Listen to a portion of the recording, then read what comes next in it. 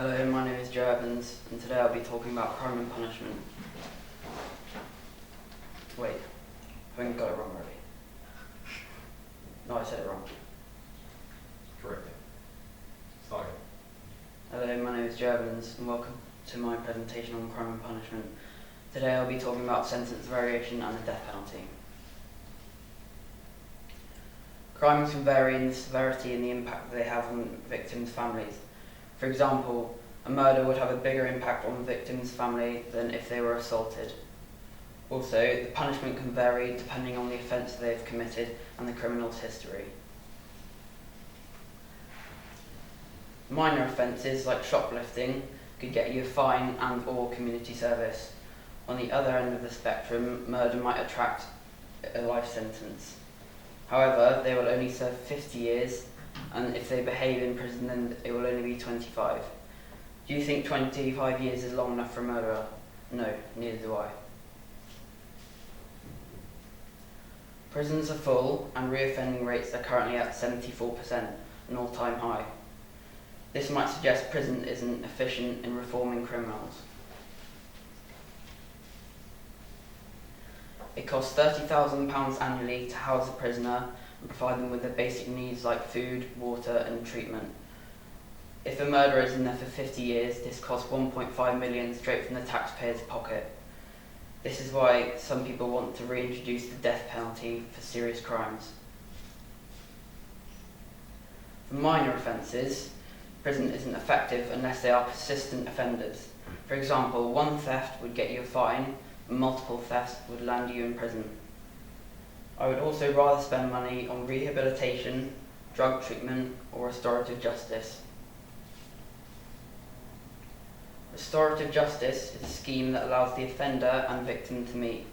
This allows the offender to understand the impact of their offence on the victim. This also allows the victim to move on. This also cuts reoffending rates by 14%. For more heinous crimes, such as murder or rape, imprisonment is needed to protect victims and punish offenders. However, during their time at prison, they become more criminalised because they are interacting with other inmates, encouraging bad behaviour. Because they become more criminalised in prison, the solution for this could be to sentence serious offenders to death. What is the death penalty? It is a punishment for the worst crimes known to man. This could be the electric chair, lethal injection, or a hanging.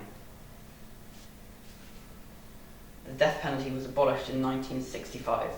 I believe this was a mistake because it is true justice for the victim and their families. It can also act as a deterrent for potential offenders in the future. I believe the death penalty should only be given as a sentence if the judge is convinced and there is concrete, irrefutable evidence. Otherwise, there could be a terrible miscarriage of justice where the criminal is wrongly sentenced to death. In conclusion, I believe that the death penalty should be for murderers only, where there is irrefutable evidence.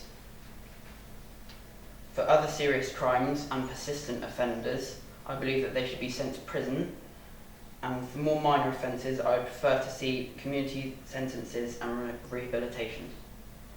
Any questions? How long do you think murderers should serve in prison and why? I believe that they should serve life in prison because they've taken life, just like in the Old Testament where it said an eye for an eye and a tooth for a tooth. Why do you think restorative justice is so effective? Firstly, it cuts reoffending rates by 14%. It also allows them to see the impact that it has had on the victims, which would make them think twice about doing it again. Do you think the death penalty should be given to juvenile offenders? And there are two arguments to this.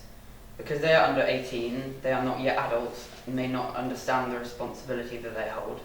However, they are old enough to get married and drive a car, which could make them seem more responsible than they are. Do you think with, so in the last, 30, 40 years, people going through puberty a lot earlier, growing up a lot faster, acting more and more like adults earlier in their lives. Do you think there's a strong or no argument at all for lowering the age of criminal responsibility? I think it could be a strong argument. However, people who usually commit like mass shootings, murder, and bombings usually have a mental illness, which means there's something wrong with them, which makes them not think about what they're doing.